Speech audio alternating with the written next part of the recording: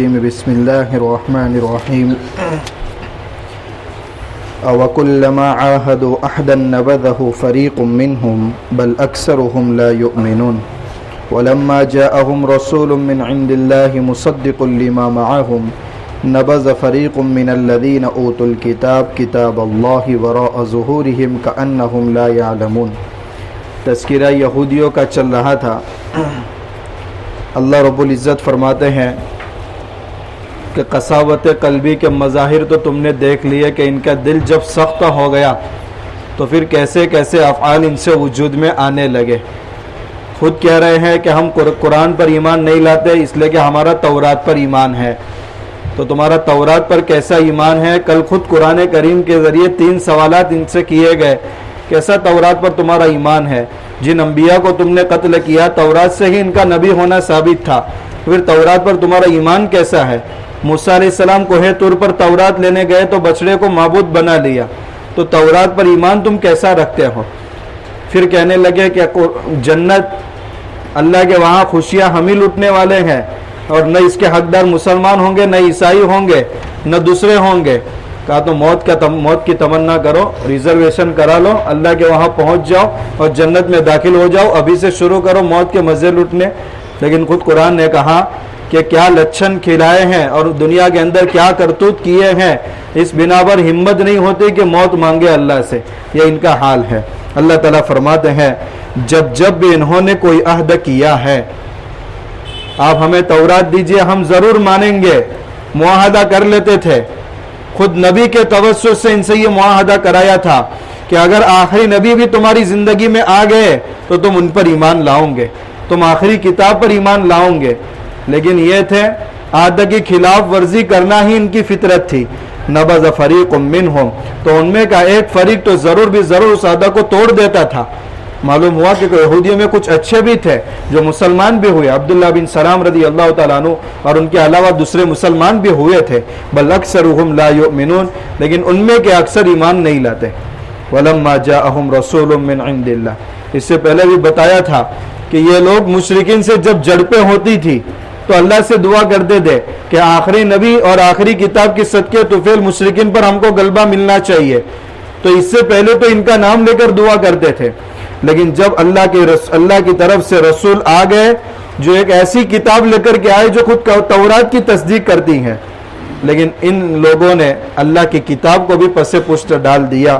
کأنہم لا یعلمون، گویا وہ جانتے ہی نہیں تھے یہ کون سی کتاب نازل ہوئی ہے، حالانکہ زبانوں سے پہلے اقرار کر چکے۔ آخری نبی کو یہ ایسے ہی جانتے ہیں، الذین یعرفونہم کما یعرفون ابناءہم، جیسا کہ اپنے بیٹے کو جانتے ہیں۔ باپ اپنے بیٹے کو کبھی بھولتا ہے؟ 15 سال کے بعد بھی اگر بیٹا ملے گا باپ کبھی بھول نہیں سکتا۔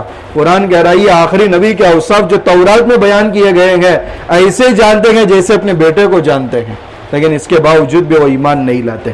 اللہ کے نبی صلی اللہ علیہ وسلم پر آیتیں اتری کہ ان لوگوں نے آپ کی تعلیمات کو چھوڑ کر ان تعلیمات کی اتباع کی ہے جو شیاطین سلیمان علیہ السلام کی بادشاہت کے زمانے میں کرتے تھے۔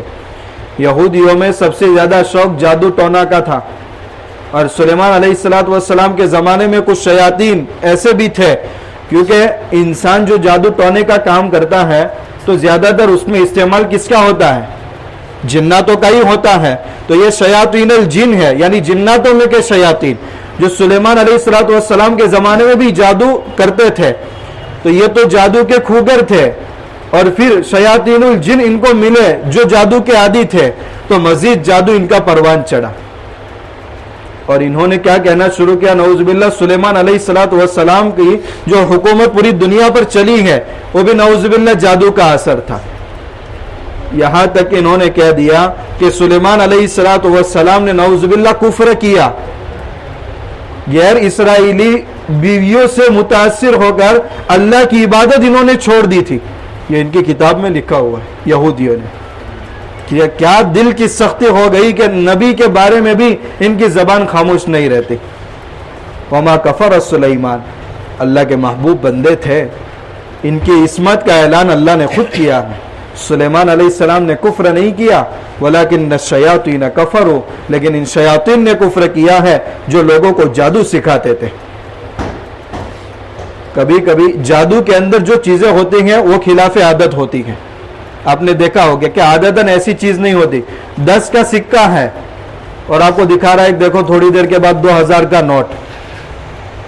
ارے دکھتا ہے کہ نہیں دیکھتا؟ اگر 2000 کا نوٹ ہے تو اڈانی کا قرضہ ادا کر دو، کیوں نہیں ہوتا؟ تو جادو کے اندر عادت کے خلاف چیز ہوتی ہے اور معجزے کے اندر بھی کیا ہوتا ہے؟ عادت کے خلاف ہی چیز ہوتی ہے. تو ان دونوں کے درمیان کبھی فیصلہ کرنا دشوار ہو جاتا ہے کہ جادو کون سا ہے اور معجزہ کون سا ہے. موسیٰ علیہ السلام عصا مارتے تھے، اژدہا بن جاتا تھا. جادوگر جو ان کے مقابلے کے لیے آئے تھے چھوٹی چھوٹی رسیاں لے کر کے آئے تھے، انہوں نے بھی رسیاں ڈالی تو کیا چھوٹے چھوٹے سپولے بن گئے، بچھو بن گئے. لیکن ایک بات یاد رکھیں، جادو کو ختم نہیں کر سکتا. ایک رسی ڈالو اور دوسرا جادوگر بھی رسی ڈالے اور اس کی رسی سانپ بن کر کے اس کو نکل جائے، ایسا نہیں کر سکتے. لیکن معجزہ جو ہوتا ہے وہ جادو کو بھی ختم کر دیتا ہے. موسیٰ علیہ السلام نے جو عصا مارا تھا، سامنے جتنے بھی سانپ چھوٹے چھوٹے بنے تھے سب کو کیا کر گیا تھا؟ نگل گیا تھا. کچھ لوگوں نے اس میں بات بڑھائی، پھر پیچھا فرعون کا کیا تھا کہ اب 13 نمبر ہے. تو فرعون اتنا گھبرایا کہ 70 مرتبہ اس کو پاخانہ ہو گیا اور اسی پاخانہ سے تمباکو کے درخت اگے ہیں. تو آپ جو کھا رہے ہیں اس سے پہلے تصور کریں کہ یہ کس کا نتیجہ ہے. یہ کوئی روایت میں بات نہیں ہے، ایسے لطیفے کے لیے ایک بات مشہور ہو گئی. خیر، سلیمان علیہ السلام کی طرف. اچھا، بات میں یہ کہہ رہا تھا کہ معجزہ اور جادو دکھنے میں ایک ہے کہ دونوں عادت کے خلاف ہے. اس کا فیصلہ کیسے کریں گے؟ ظاہر سی بات ہے جو اس کا ماہر ہوتا ہے، جو اصول جانتا ہے کہ جادوگری کے، وہی فیصلہ کر سکتا ہے. تو اللہ تعالیٰ نے باب المقام میں ہاروت اور ماروت 2 فرشتوں کو اتارا تھا اور وہ جادو کے اصول بھی بتاتے تھے. اور اس لیے بتاتے تھے کہ معجزہ اور جادو کے درمیان تم فرق کر سکو کہ نبوت کا دعویٰ کرنے والے معجزہ پیش کرتے ہیں تو ان کو نبی تسلیم کرو، اور جو جادوگری کر کے عادت پیش کرتے ہیں وہ جادوگری ہے، معجزہ نہیں ہے. یہ بات بتانے کے لیے اور دونوں کے درمیان فرق کرنے کے لیے اللہ تعالیٰ نے ہاروت ماروت کو بھیجا تھا. اب یہ بہت سے لوگ ایسے ہوتے ہیں اچھی چیزوں کا غلط استعمال شروع کر دیتے ہیں. آج مارکیٹ میں اس کی کمی نہیں ہے. تو یہ بیچارے بتاتے تھے کہ ہم یہ جو جادو بتا رہے ہیں دونوں کے درمیان فرق کرنے کے لیے ہے، مگر انہوں نے جادو ان سے سیکھا اور پھر لوگوں پر جادو کرنے لگے. میاں بیوی کے درمیان محبت زیادہ ہے، بس جادو کر کے دونوں کے درمیان محبت ختم کرا دی. تو یہ غلط فائدہ اٹھایا اچھی چیز کا. اللہ تعالیٰ فرماتے ہیں کہ ہاروت ماروت کسی کو جادو نہیں سکھاتے تھے، اس سے پہلے وہ کہہ دیتے تھے دیکھو ہم آزمائش کے لیے بھیجے گئے ہیں، 2 دھاری تلوار ہے، فلا تکفر، جادو سیکھ کر کے انکار مت کرنا، کفر مت کرنا. بہت سی مرتبہ جادو میں کفریہ کلمات کہنے پڑتے ہیں، شرکیہ کلمات کہنے پڑتے ہیں. اگر اس انداز سے کسی پر جادو کیا جا رہا ہے تو آدمی نعوذ باللہ دائرے ایمان سے نکل جاتا ہے. اور اگر اس میں کفریہ کلمات نہیں کہے پھر بھی جادو کے ذریعے سامنے والے کو نقصان پہنچانا، یہ فسق اور فجور ہے، کھلم کھلا گناہ ہے. لیکن ان لوگوں نے ان سے سیکھ کر کے میاں بیوی کے درمیان تفریق شروع کی. اللہ تعالیٰ نے ایک اور وضاحت کر دی، کوئی جادو کا جانکار ہے اور لوگوں کو نفع پہنچانا چاہتا ہے، نقصان پہنچانا چاہتا ہے، اللہ کی مشیت کے بغیر کبھی نفع اور نقصان نہیں پہنچا سکتا. تو اس میں بھی ان کو کوئی مستقل اختیار نہیں ہے. اللہ نے اس کی بھی وضاحت فرما دی. وَيَتَعَلَّمُونَ مَا يَضُرُّهُمْ وَلَا يَنفَعُهُمْ. لیکن یہ لوگ جادو میں مبتلا ہو گئے، بابل کے اندر قید خانے میں پڑے تھے مگر پھر بھی جادوگری سے باز نہیں آ رہے تھے. تو اتباع تو کتاب اللہ کا کرنا چاہیے تھا اور یہ جادو کے پیچھے پڑ گئے. وَلَقَدْ عَلِمُوا لَمَنِ اشْتَرَاهُ مَا لَهُ فِي الْآخِرَةِ مِنْ خَلَاقٍ. ایسے لوگوں کے لیے جنہوں نے دنیا کو خرید لیا ہے اور آخرت کو بیچ دیا ہے، آخرت میں ان کا کوئی حصہ نہیں ہے. کتنی بری چیز انہوں نے اپنی ذات کے لیے خریدی ہے. لَوْ كَانُوا يَعْلَمُونَ. کاش ہوش کے ناخن دنیا کے اندر ہی وہ لے لیتے. وَلَوْ أَنَّهُمْ آمَنُوا وَاتَّقَوْا. اگر وہ لوگ ایمان لاتے اور تقوی اختیار کرتے تو اللہ کے پاس ان کو کتنا بہترین بدلہ ملتا. لَوْ كَانُوا يَعْلَمُونَ. کاش لوگ یہ لوگ دنیا میں ہی سمجھ جاتے. لیکن قوم تھی شرارتی قوم. اللہ کے نبی صلی اللہ علیہ وسلم کی مجلس میں آتے تھے، آپ صلی اللہ علیہ وسلم کوئی بات ارشاد فرماتے تھے تو یہ لوگ پیچھے بیٹھتے تھے. جان بوجھ کر کوئی بات سمجھ میں نہ آتی تو آپ صلی اللہ علیہ وسلم سے کہتے راعینا راعینا راعینا. حالانکہ روینا کا مطلب یہ ہے ہمارا خیال رکھو. ایک مرتبہ بات سمجھ میں نہیں آئی, پلیز آپ 2 مرتبہ بات وہ بتائیں. لیکن یہ شرارتی قوم تھی. روینا آئین کے بعد یا لگا کر کے کھینچ کر پڑھتے تھے. تو روینا کا معنی ہوتا ہے ہمارے چرواہ ہے. تو نعوذ باللہ اللہ کے نبی صلی اللہ علیہ وسلم کو اس وصف کے ساتھ بلاتے تھے. نیت ان کی یہ ہوتی تھی. لیکن بیچارے جو بولے بالے مسلمان تھے وہ تو روینا کا ورڈ سمجھ کر کے کہ ہماری رعایت کرو, وہ مسلمان بھی یہ لفظ استعمال کرنے لگے. لیکن ظاہر سی بات ہے کوئی دل کے بیت کو تو جانتا نہیں ہے, لیکن اللہ نے ان کا یہ بانڈا پھوڑ دیا کہ یہ لوگ جو یہ لفظ استعمال کر رہے ہیں اس کے پیچھے آپ صلی اللہ علیہ وسلم کی مذمت کرنا ان کی نیت ہے, لہذا تم یہ لفظ استعمال مت کرو. تمہیں اگر استعمال کرنا ہے تو انظر نہ کہو. انظر نہ کا بھی مطلب ہے ہمارا خیال رکھیے. یہ بات ہمیں سمجھ میں نہیں آئی, پلیز دوبارہ بتائیں. تو ان کے جیسا لفظ استعمال نہ کریں, کیونکہ اگرچہ آپ کی نیت اچھی ہے مگر ان کی نیت خراب ہے, اس لیے اس لفظ کو استعمال نہیں کرنا. واسمعوا, اور غور سے سنو تاکہ دوبارہ پوچھنے کی نوبت ہی نہ آئے. یہ شرارتی قوم تھی, آپ صلی اللہ علیہ وسلم کے ساتھ بھی ایسے الفاظ استعمال کرتی تھی. ایک مرتبہ حضرت عائشہ رضی اللہ تعالیٰ عنہ پاس میں تشریف فرما ہے اور ایک یہودی آیا اور کہا السلام علیکم. حضرت عائشہ رضی اللہ تعالیٰ عنہ کو بہت غصہ آیا. جواب دیا علیکم السلام واللعنہ. اللہ کے نبی صلی اللہ علیہ وسلم نے کہا عائشہ ان اللہ رفیق یحب الرفق, اللہ بہت نرم ہے اور نرمی کو پسند کرتا ہے.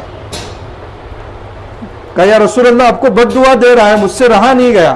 ظاہر سی بات ہے ایک مسلمان کی ایک عشق رسول میں یہی جذبہ ہونا چاہیے.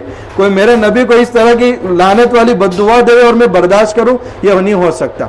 لیکن اللہ کے نبی صلی اللہ علیہ وسلم نے فرمایا دیکھو میں نے اس کو کہا وعلیکم, اس کی بد دعا تو میرے حق میں کبھی قبول ہونے والی نہیں ہے, لیکن میری بد دعا کے قبول ہونے میں کوئی شک نہیں ہے. تو اگر اس نے السلام علیکم کہا ہے یعنی تم پر ہلاکتی ہو, تو میں نے جواب دیا وعلیکم, اور تم پر بھی وہ ہو جو تم نے میرے لیے کہا ہے. آج بہت سارے مسلمان بھی دیکھو بس سلام پورا نہیں, سیٹی بجا کر کے نکل جاتے ہیں. میں تو ایسے لوگوں کے سلام کا جواب نہیں دیتا. کیا جواب دیں گے؟ صحیح ڈھنگ کا سلام ہی نہیں ہے, لیکن بتانا چاہیے ہاتھ پکڑ کر کے. بہت سی مرتبہ آپ سلام کا جواب نہیں دیں گے تو بیچارہ یہ سمجھے گا کہ سلام کا جواب مجھ سے کیوں نہیں دے رہا ہے. نہیں, اس کو بلا کر کے بھئی الفاظ صحیح الفاظ یہ ہیں. اگر لام چھوڑ دیں گے تو یہ ہلاکتی کی دعا ہو جاتی ہے.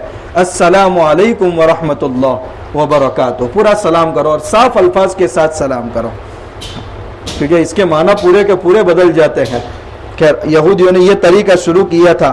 اللہ کے نبی صلی اللہ علیہ وسلم پر وحی آئی کہ جو صحابہ ان کے دیکھا دیکھے الفاظ استعمال کر رہے ہیں ان کو منع کر دیجئے, کیونکہ ان کی نیت غلط ہے. چاہے آپ کی نیت صاف ہے مگر الفاظ میں بھی ان کے ساتھ مشابہت اختیار نہیں کرنا.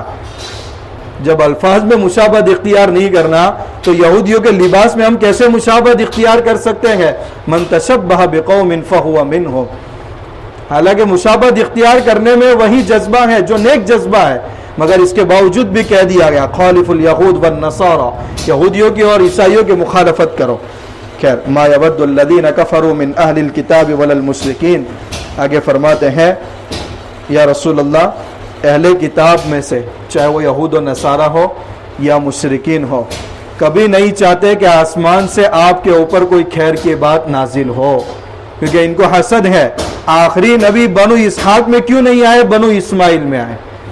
ان کو بھی اعلان کر دیجئے اور بتا دیجئے واللہ یختص برحمتہ من یشاء, اللہ اپنی رحمت کے ساتھ جس کو خاص کرنا چاہے اس کو پورا اختیار ہے اور کسی کو کچھ بولنے کا اختیار نہیں ہے. واللہ ذو الفضل العظیم, اللہ عظیم فضل والے ہے.